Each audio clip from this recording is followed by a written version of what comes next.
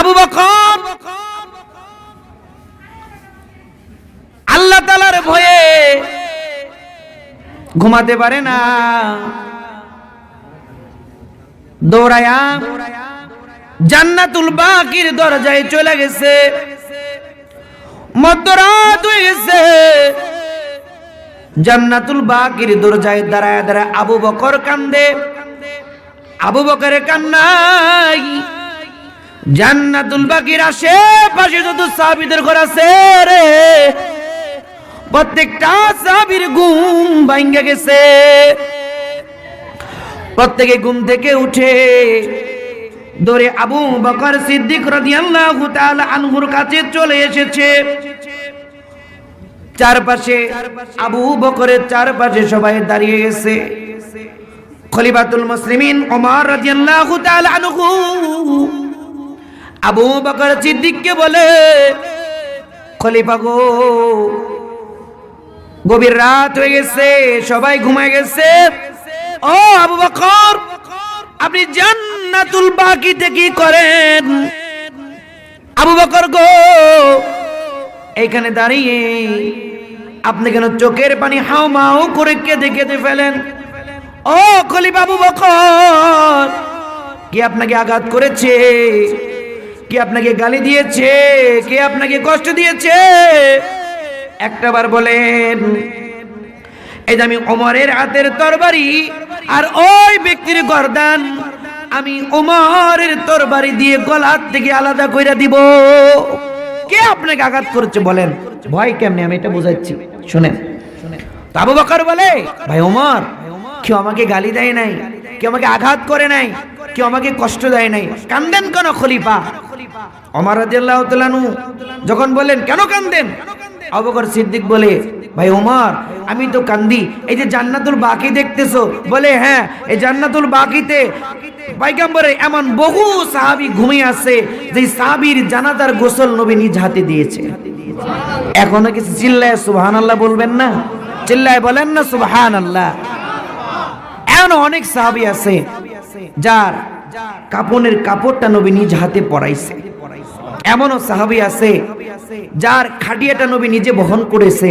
এমন সাহাবী এই জান্নাতুল বাকিতে ঘুমিয়ে আছে রে উমর, যার জানাজা নবী নিজে পড়াইছে।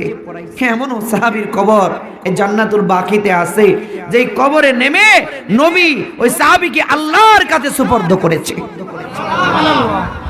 বলে এই জন্য কান্দেন? বলে না, ও ওমর, এই সমস্ত সাহাবীর কবরের মধ্যে আমি আল্লাহর কসম করে বলি রে ওমর, এই প্রত্যেকটা সাহাবীর কবরের মধ্যে জান্নাতের নাজ নিয়ামতের ব্যবস্থা হয়ে গেছে।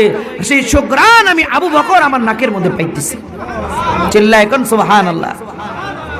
ওমর বলে, খলিফা ওমর, খলিফা ওমর বলে, পয়গম্বরের সাহাবী আবু বকর এই জন্য বুঝি কান্দেন?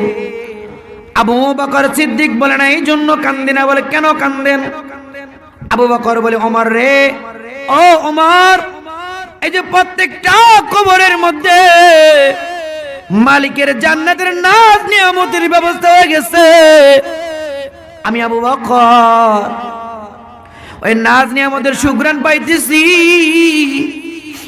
ও ওমর, আমার ভয় হয় আমি যদি মরে যাই, আমার কবরটা না জানি জাহান্নামের গর্ত হয়ে যায়। যে আবু বকর সে নিশ্চিত জানে সে জান্নাতে যাবে, যাকে জান্নাতের সার্টিফিকেট নবী দিয়েছে। আশারে মুবাশশারের 1 নম্বরে যার নাম নবী ঘোষণা করেছে, জান্নাতি মানুষটার দিলে এই পরিমাণ ভয়, রাতে ঘুমাতে পারে না। জান্নাতুল বাকির মধ্যে গভীর রাতে গিয়ে কান্দে, কবরের বয়ে কান্দে, জাহান্নামের আযাবের বয়ে কান্দে। আল্লাহ তাআলার সামনে দাঁড়াতে হবে। ওই দিন আল্লাহ যদি জাহান্নামে দেয়, সেই বয়ে আবু বকর কান্দে। আপনারা বলেন, আমরা কি আবু বকরের চেয়ে বড় বুজুর্গ হয়ে গেছে নাকি? যেই কান্নাটা গভীর রাতে আবু বকর জান্নাতুল বাকির মধ্যে গিয়ে কান্দে, ওই কান্নাটা তো আবু বকরের কান্নার কথা না, ওই কান্নার কথা তো আমার আর আপনারা ঠিক কিনা জোরে বলেন। কিন্তু আবু বকরের ভিতরে আল্লাহর ভয় এই পরিমাণে বেশি, খালি গভীর রাতে কান্দে না, দিনের বেলায় জঙ্গলের ভিতরে চলে যায়, জঙ্গলে গিয়ে ঘাসের দিকে তাকায় বলে, ঘাস রে তুই বড় ভাগ্যবান, হিংস্র প্রাণী পশু প্রাণী তোকে খাবে, তোর হিসাব নাই, তোর জান্নাত নাই, তোর জাহান্নাম নাই, কিন্তু আমি আবু বকর আমার হিসাব আছে, ময়দানে মাশরে আল্লাহ তাআলার সামনে দাঁড়িয়ে হিসাব দেওয়া লাগবে। আবার গাছের দিকে তাকায় বলে, গাছ রে বিসমিল্লাহ, এই গাছ তোকে মানুষ কেটে ফার্নিচার বানাবে, তোকে জ্বালানি কাঠ বানিয়ে জ্বালিয়ে ছাই করে দিবে, তোর হাসর নাই, জান্নাত নাই, জাহান্নাম নাই, শেষ বিচারের ভয় নাই, কিন্তু আমি আবু বকর আমার তো ভয় আছে, জান্নাত জাহান্নাম আছে, আমার কি হবে রে। এই কথা বলে বলে কাঁদতেন, হাউমাউ করে কাঁদতেন। তার কান্নাটা, এই কান্নাটা আল্লাহর সহ্য হয় নাই। আল্লাহ কিছুক্ষণ আগে যে আয়াতটা বলছে সূরা রহমানের এই 46 নম্বর আয়াত নবীর কাছে পাঠায়া দিছে, সুবহানাল্লাহ বলেন। কান্না সহ্য হয় নাই।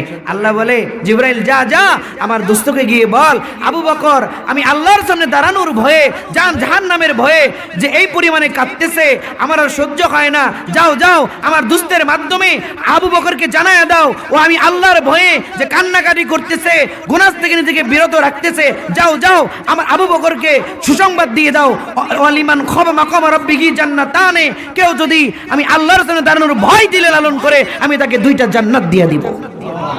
কয়টা জান্নাত দিয়ে দিব? 2টা জান্নাত দিয়ে দিব। এত বড় আবু বকর, সেও আল্লাহর সামনে দাঁড়ানোর ভয়ে কান্দে। আমার আপনার কি করা উচিত বলেন? কি করা উচিত? এই জন্য 1 নম্বর, ওয়া আম্মা মান খাফা মাকাম রাব্বিহি, জান্নাতে যাওয়ার 1 নম্বর কর্মসূচি আল্লাহর সামনে দাঁড়ানোর ভয়। যে ভয় থাকলে আবু বকরের মতো হালত তৈরি হয়, যে ভয় থাকলে ওই মহিলার মতো গুনাহ থেকে পরিত্রাণ পাবার ইচ্ছা আকাঙ্ক্ষা পয়দা হয়, ঠিক কিনা? ওই ভয় লালন করতে হবে। 2 নম্বর, ওয়ানাহান নাফসা আনিল হাওয়া, নিজেকে কুপ্রবৃত্তির থেকে, গুনাহ থেকে নিজেকে ধরে ধরে হেফাজত করা।